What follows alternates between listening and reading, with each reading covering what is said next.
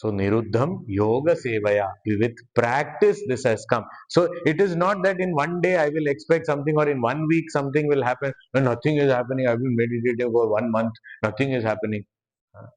But the opposite of it, I have been practicing for lifetimes together. How will it change in 1 month? It will take its own time. I have to be patient. That is why earlier Buddhya Dhriti Grihita, it will come. So Yatro Paramate Chittam Niruddham Yoga Sevaya Yatra cha eva Atmana Atmanam Pashyan. Okay, withdrawing the mind and investing in the self. What does it mean? What am I seeing? What am I doing? What should I do? Okay, I withdraw and sit down. Sit down, do what? He says, Atmanam Pashyan. You keep seeing. See, seeing means not with the eyes, because already it was said, eyes have to be closed. Yesterday it was said. So, so all that was said. So now it is not seeing means with these eyes, but to be able to experience that blissful self. Atmanam Pashyan. Pashyan is present continuous tense. Means that experience is going on continuously. Atmanam Pashyan. How can I see myself? Atmana. By myself only. What does it mean? That there is one myself and other myself. This myself is seeing this myself. No, because myself is not two different things. It is one only. So how will I see myself? Huh? What does it mean by me seeing myself? The meaning of me seeing myself means I stop considering myself to be something else. This is called meeting myself, where I don't consider myself as something else or someone else. Otherwise, now what is my notion? I am this body. Everything related to the body is mine. Now, this body, or even the mind, even the senses, and all the experiences of this body, mind, etc., is all my experience. So, this is the identification I am living with today. But meeting myself means all this false identification is dropped. Atmana, Atmanam, Pashyan. Seeing myself by myself means there is nobody. I don't need any agent to introduce me to myself. I alone am enough. If we have to see ourselves, what do we need?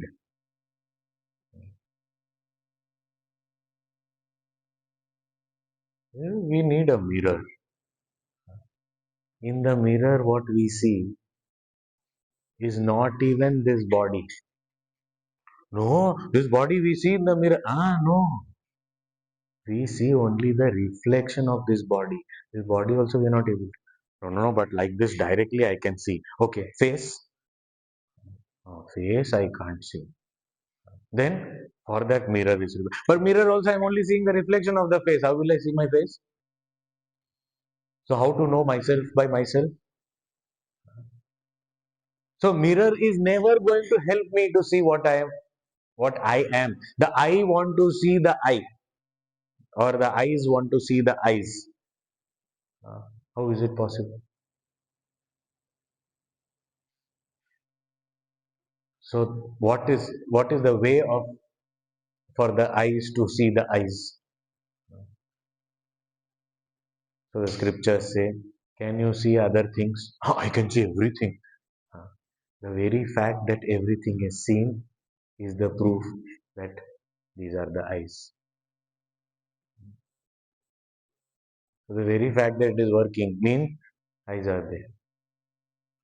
But is it the ultimate seer? So no, no, no. When the eyes are also working or not working, I know whether the eyes are closed or open. I know when the eyes can see clearly and not see clearly. I know if it is color blind or any such defect is there in the eyes. I know it, which means the eyes are also seen. Who is seeing? Who knows? I said the mind knows, but mind also is known because I know whether the mind is alert, whether the mind is dull, whether the mind is agitated, whether the mind is calm. All these different states of the mind, I know. But mind goes through all these different states? Yes. So that itself is the proof that it is sentient. But who is lending that sentiency? I am lending that sentiency. Who am I then? So I cannot be this body, I cannot be this mind. Then who am I? That one to meet oneself. How will I do? How to meet? We often look at these are all certain exercises. We should try and you know twist and squeeze our buddhi a little bit when we are reading such kind of things. We when we look into the mirror, we always look as the person who is standing in front and looking at the reflection in the mirror, right? Have we ever imagined by changing our position and look at this whole scene as the reflection inside the mirror? See from inside the mirror. How it how does it look like? If we just do this exercise from inside the mirror. We always naturally what happens whenever we come in front of the mirror, I am here outside the mirror and I see the reflection inside the mirror. Most of the time I am not aware of or I consciously don't look at it that way. I just look at myself only. I say, oh, this is the way, and then I change whatever I want to do, and then I go away. That's all. But if I little bit with mindfulness, I look at the mirror, and then not only that I look at the mirror and into the reflection, but I change my position into the reflection and look out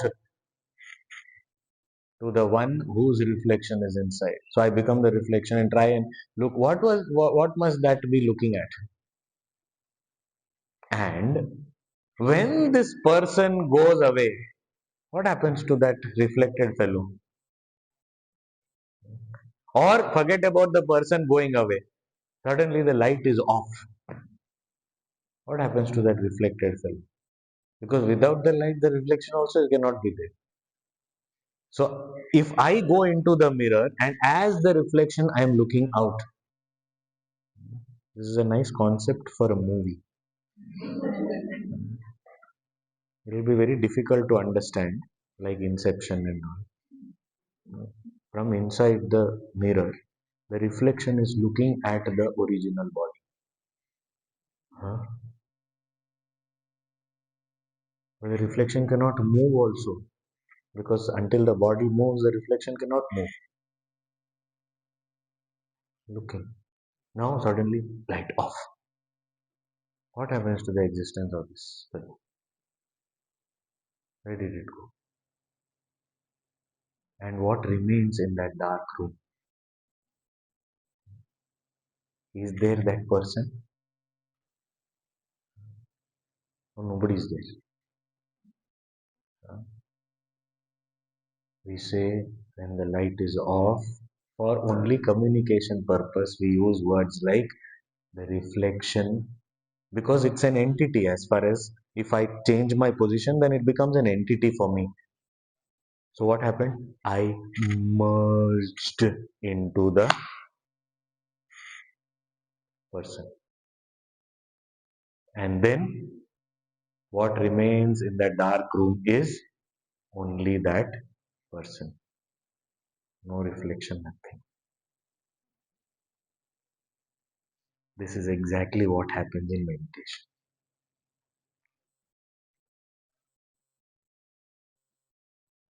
In meditation also, I, as the reflection of the self,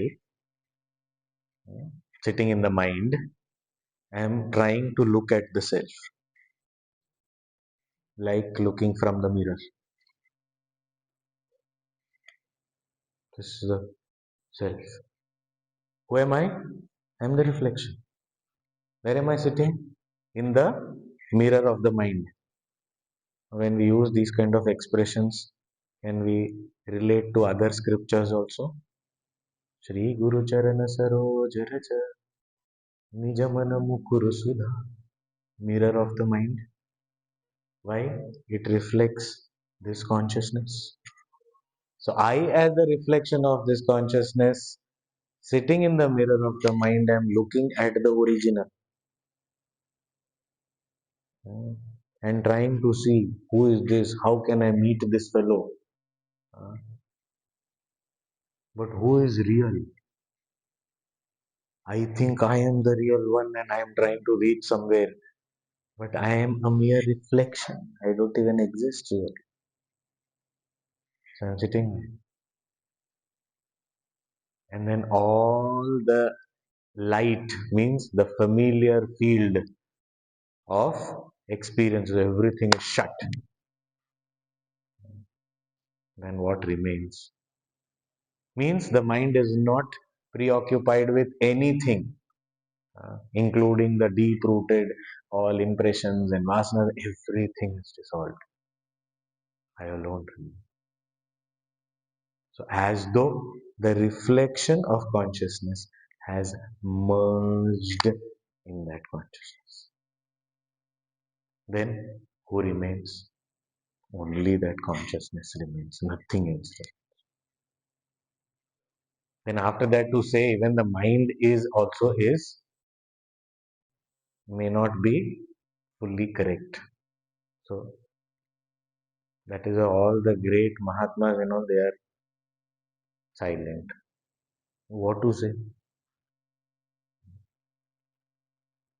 So, this Niruddham Yoga Sevaya Yatra Chaiva Atmana Atmanam Pashyan. And when that I meet myself, that moment, what happens? Atmani Tushyati. Then Tushyati, I am fulfilled, I am happy, I am totally satisfied. Where? Within myself only.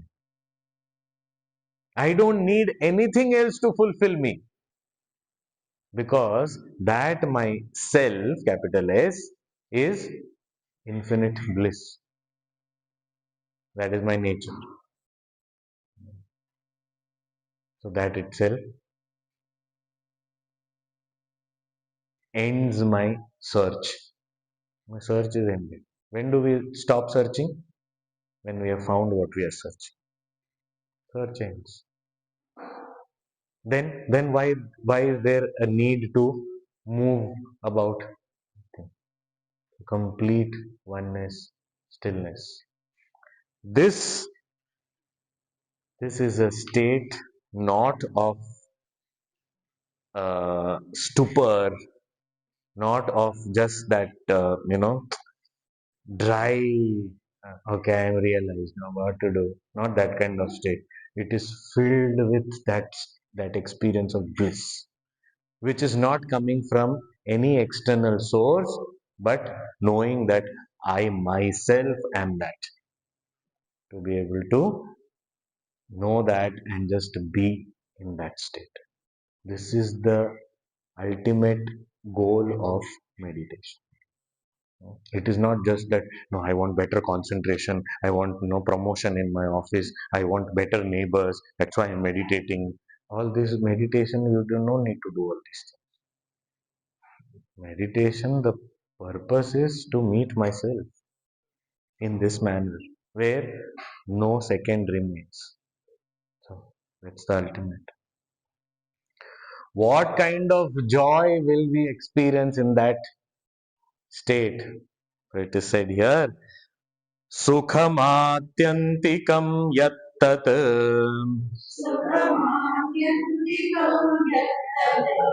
बुद्धिग्राह्यमतीन्द्रियम्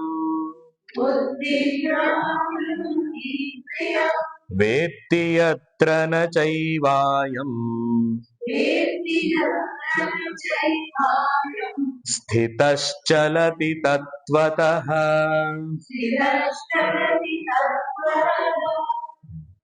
This experience of bliss is atyantikam sukham. It is boundless bliss, infinite bliss, atyantikam sukham, which never ends.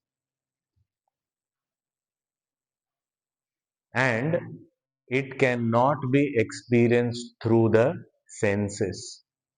Atindriyam, it is beyond the scope of the senses.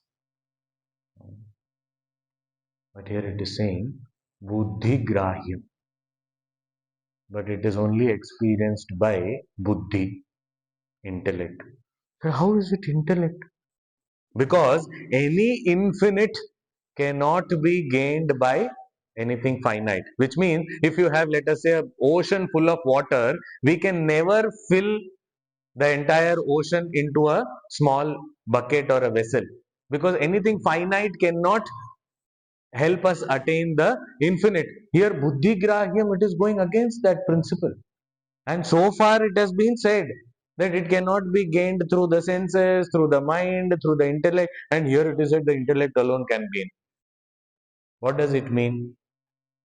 It is only the intellect which gains the knowledge of the scriptures, listening through the guru. So the buddhi only has first gained knowledge, then reflection on knowledge also has happened through the buddhi only.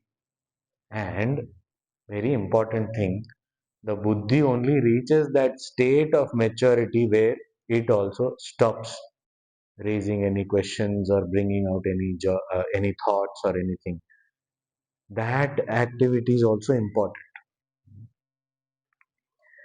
A very interesting example is, once Puja Guruji was sitting with some of us as CHIK members, Chinmaya Yuva Kendra members, and he was asking, there was some camp going on, so he was asking that what are you people doing, how are you helping, what is the seva you are doing. So some people said that we are cooking, and some people said that we are cleaning, some people said we are serving, and also many different things they were saying. Okay, so then Guruji said that I thank all of you who are cooking, and I also thank all of you who are not cooking, because those who are not cooking, if you cook, then others will be in trouble. So not cooking also is a very important aspect of the duties. Please don't come into the kitchen. Stay away only. We will give you food. Don't come. Like that, we say that it is attained by the buddhi means what? Buddhi understands its limitation and stops. That is also its contribution in attainment. For example, if we want darkness, how to bring about? Will these bulbs help? These bulbs will help when they are turned off in experiencing darkness. So sometimes the buddhi also, it gains knowledge in the process. It is all with us, but at one point it also understands beyond this it is not possible and stops. That's where I meet myself. Like Puja Gurudev used to give this example of a pole vault.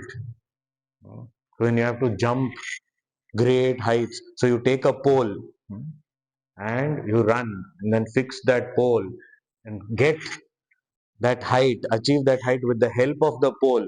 But when you go beyond that bar, you drop the pole and then you jump across. This pole is like that buddhi, like the intellect. I need it to reach that very close to that point. I need it. But as I want to go beyond, so how did the pole vaulter jump? using the pole. Ah, but he did not take the pole at all. He did not take. But how did he gain that height? That was with the help of the pole. Similarly, here the buddhi also takes us very close and then stops there. Gone. So buddhi grahyam, atindriyam, this infinite bliss where the senses have nothing to do. And it is such a shaking statement for us because the happiness that so far we have experienced are all related to senses only. And here it is in atindriyam, beyond senses. वेत्ति यत्र न च एव अयं स्थितश्चलति तत्त्वतः. And once that one reaches that state, then there is no further shaking, or there's no movement, or there's no fall from that state. Bhagavan, Sri Vishnu Bhagavan's 1,000 names are there, Vishnu Sahasranam. And that one name, which is very, very famous, is Achyuta. Chuta means to fall. Achyuta, never falling. Means once we attain that state, even if we wish to, we cannot fall from this. So earlier, what was it? Aru Rukshor Munir. I want to uplift myself. I want to climb up. I want to mount the horse. Then karma karanam uchyate. But once I have reached yoga rudasya tasyaiva, then shamah karanam uchyate. Why? Because after that, it is not even said that you have to maintain your state there. Why? Because you can't come back even if you wish to.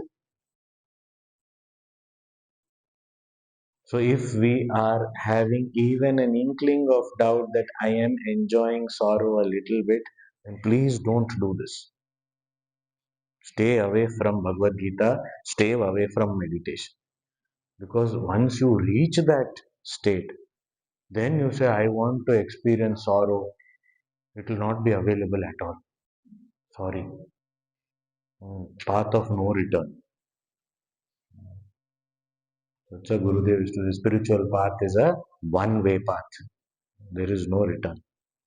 Just inside only, enter only, no exit. So, Sthitas chalati na chalati. Never one swerves from that, falls from that, moves away from that. Just established there. That is called abidance. Once I reach there, then if I want to get something else, then I can't get because now I'm stuck there. Uh, because we interpret in our ways, that if I'm committed to this, then I can't take anything else. This job, if I've done, I can't do anything else part time or anything on weekends or anything. Am I bound like that? So like that here also, if I've attained this infinite bliss, and if I want something else, then I can't do that. So do I have to? And we have these notions also. People who meditate and all. So do you eat? Can you eat? Are you allowed to eat and all? Are you allowed to talk to people? Actually, this happened when there was this one Vedanta course happening, and one of the brahmachari students was there. His family members had come, and they initially were like totally against him joining the course, but reluctantly they allowed. And then he was in the ashram, he was studying Vedanta and all. And these people came there to visit him, and then I happened to meet them. So I saw this. So his brother, this brahmachari's brother, was there, and he said that where can we meet him? So he's there. His room is there only. He's living in that hostel. Go and meet him. Go to his room.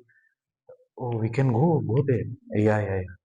And then he's telling, can we go and touch him and all those things? So I said, you can go touch him, hug him, speak to him, feed him, and get fed by him. Do everything, whatever. He is still your brother only. He's not become something else. He is still a human being only. Go and so these are the notions we have. Uh, can I do something else? If I want to go somewhere, can I go? Because Oh, if I have attained that infinite happiness, then if people look at me, then if I say that I want to have something with, then yeah, Bhagavan is saying, first question, basic question is, why would you want anything else? If you have got infinite bliss, then what more do you want? Uh, So that is what he's saying in the next verse. Yam labdhva cha param labham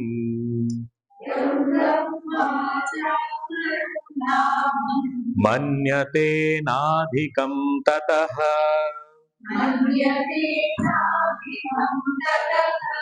yasmin sthito na dukkhena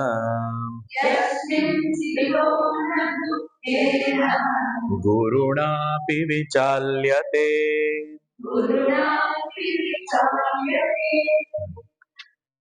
Yam labdhva, having gained which, aparam labham tatah adhikam na manyate. Uh, Having gained which, no other gain is looked at as greater than this.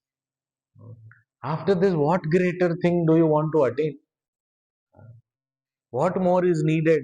What desire will I have? Once I have achieved this, then more than that, there's nothing more required only. Then, no, no, yeah, after studying Vedanta and perform this, living this life of uh, all this meditation and all, and I achieve this goal. After that, if I want to do MBA, will I be allowed to do? But why do you want to do MBA? So that I can be happy. Are you not happy? Infinitely. So this state of realization is such where after that there is no further desire only to get anything.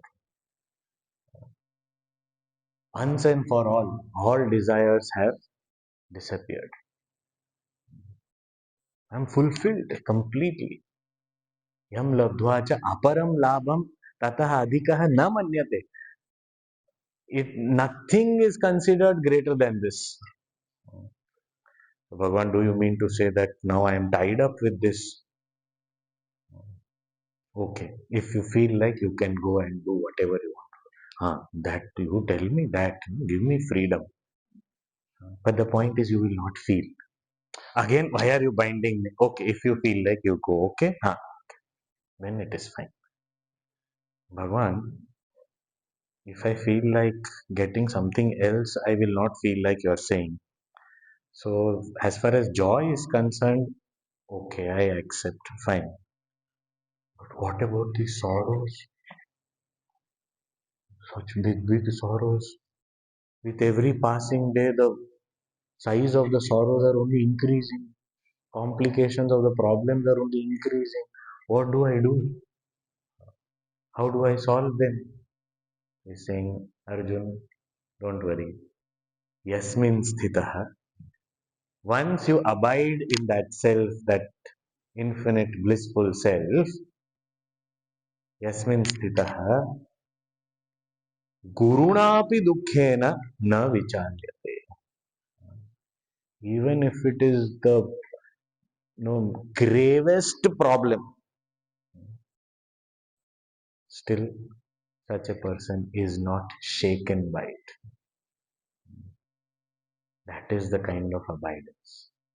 Nothing can disturb me, nothing can touch me.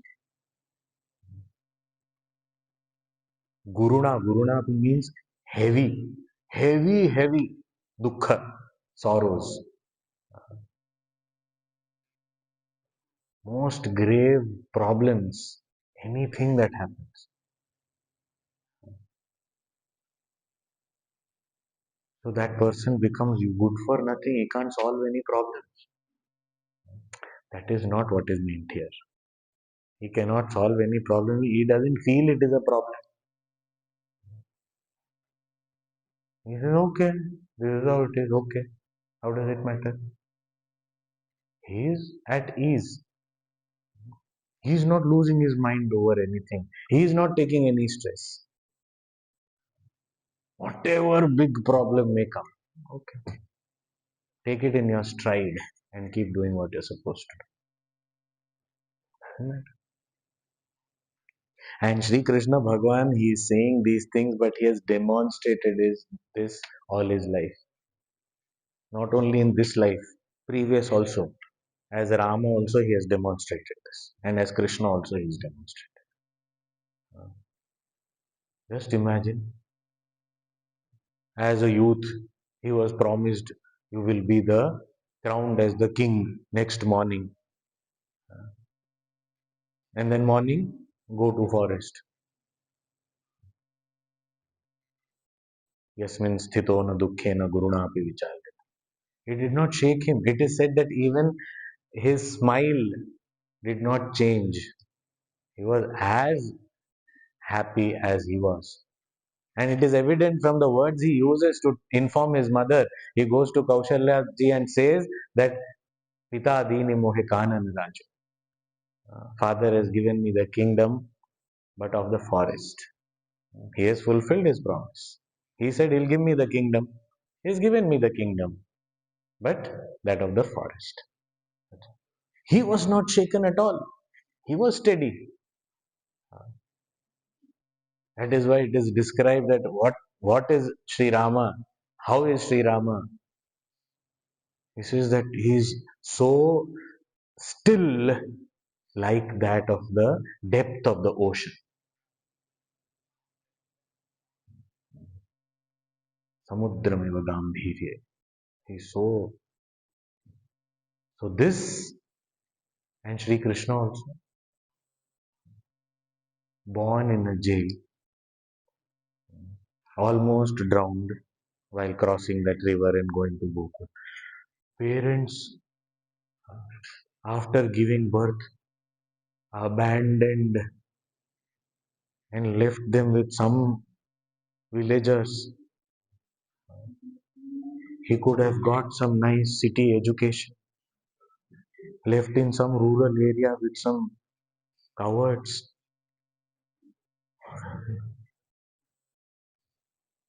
He could have felt bad, you know. Right from the sixth day of his life, murder attempt started to kill him only. All the time with a smile, captivating even the Rakshasas.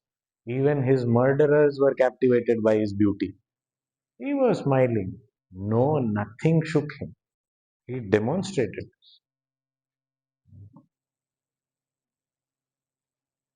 So many things happened. When we listen to Bhagavad and all, we say, oh Bhagwan, no, he did this, he did that. We don't understand how much he has withstood. Like if we look at it from our standpoint, as a human being, if we get these kind of problems, every week one new assassin comes into the village looking for me and to, you know, but he dealt with all of it. He didn't say, what's wrong with this and why is this happening to me and why only me? No, never. He didn't complain ever. Yasmin sthito na dukkhena guruna api vicharyate. Always having that smile. Have we ever seen even an imaginary photograph of Sri Krishna who is crying, weeping? So many problems in my life, what to do? If we actually enlist Sri Krishna's problems in his life, that itself will become a book by itself. So much. Yasmin sthito na dukkhena guruna api vicharyate.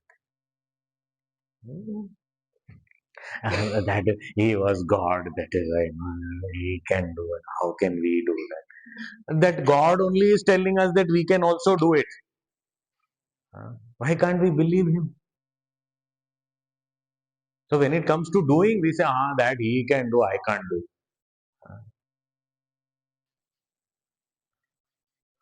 Yasmin sthito na dukkhena gurunapi vichalyate. Oh, but here a very beautiful definition.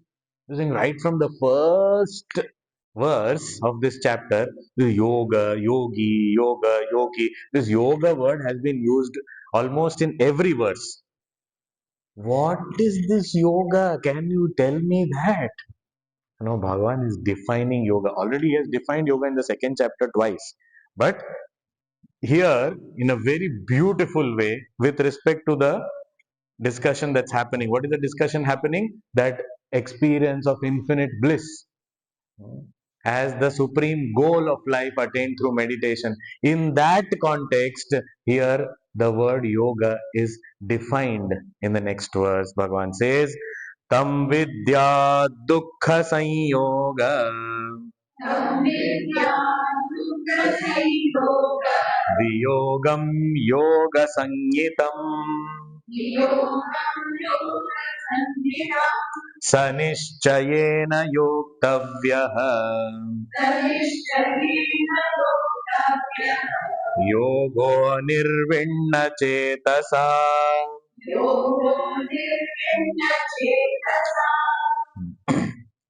tam vidyat. Know that. What? Yoga sangitam. This is called as yoga. What? Dukkha sanyoga viyogam. What is yoga? Yoga means dukkha sanyoga viyogam. Viyogam. Viyogam means separation. Yoga means joining, union. Now, this union or yoga is defined as separation. Viyogam, yoga sangitam. What kind of separation? Separation from dukkha sanyoga, union with sorrow. So, what is yoga? Separation from union with sorrow is called union. Why are you confusing me? It's not confused, it is straightforward. It's a very straightforward. What is yoga? Yoga means to always remain away from being sorrowful. Means what? Always be happy. That is called yoga. So, what is that state of yoga? That goal that one reaches through meditation, that oneness with that infinite bliss in which there is never even an iota of sorrow. Never coating sorrow or misery is called yoga. That is why Puja Gurudev always used to say, refuse to be unhappy. That is called yoga. No, but what to do in the world? So many such situations come and all. Yes, situations will come, they will go. But why should I agree to be unhappy? Refuse to be unhappy. Decide that I'm going to be happy. Now, this I am going to be happy is not a superficial thing, huh? Like sometimes, in movies and all, also they show that somebody is very stressed out, and somebody has told that person that if you get stressed out, then your blood pressure will increase. So, how to bring it down? If you laugh, then your blood pressure will come down. So, when that person is under stress, that person starts laughing. So, not that kind of happiness. Sometimes people take these things literally and say, what happened? I am a yogi. That is not, this is literal meaning is not what is said here. What is meant is to walk this path and reach that goal where we get that abidance in that supreme, infinite, blissful self, after which there is no union with any sorrow. That is called yoga. Not a expression or not a particular type of action. No, It is that supreme state in which there is no possibility of any sort. Dukkha sanyoga viyogam yoga sanyitam. Tad vidya, tam vidya. This has to be known. Sa nischayena yoktavyaha yogaha. So therefore, this meditation has to be practiced and one has to reach there. And he is given one beautiful guideline, one word, anirvinna chetasa. Uh, and how can I reach there? What is the instrument? Chetasa, the mind. But what kind of mind? Anirvinna chetasa, that mind which doesn't get tired, doesn't give up, doesn't get bored. Because otherwise, every day I have to sit, saying, I have to do withdraw your mind. What is this? I'm bored now. Every day, same thing I have to do. I'm bored. So easily we get bored. Can you not tell us something else, new thing? All these scriptures are talking about the same thing. They are talking about the same thing because it is truth and truth is only one. Unfortunately, we don't have varieties in truth. So there's only one. So then one only has to be repeated in different ways. But in spite of the truth and the message of the scriptures being one, if we look at the variety in which it is presented, he said this is so much of compassion. Just that one truth has been communicated in so many different ways, in forms of stories, in forms of dialogue, in forms of formulae, in forms of different instructions, in forms of praises and hymns. All these different types of ways. That same one truth has been conveyed. So sometimes the mind also gets tired, the mind also gets bored, and I don't want to do anything and all. That is why anirvinna chetasa, what we call in modern terms as ever self-motivated mind. And how can we get that self-motivation? Earlier only it was said karma yoga. Performing karma yoga that will purify our mind and also keep our mind inspired and motivated. So now, Bhagwan, now I am convinced I want to do this. Very good, Arjun. All the best. So I take leave. Oh, no, no, no, no, no. Wait. You tell me what to do and how to do. Bhagwan is it? I have told you already. Just follow that only. Bhagwan, you told. But you think I have listened? And even if I did listen to you that time, I was attentive. But you think I will remember everything? What is the harm in repeating? Do you have any problem? But if I keep repeating, then I get bored, Arjuna. So, Bhagwan, don't get bored, okay? Anirvinna Chetasa, teach me. So now Bhagwan is again telling us what to do. So next two verses, we'll just read and then we'll see later. संकल्प प्रभवान कामान त्यक्त्वा सर्वान् शेषतः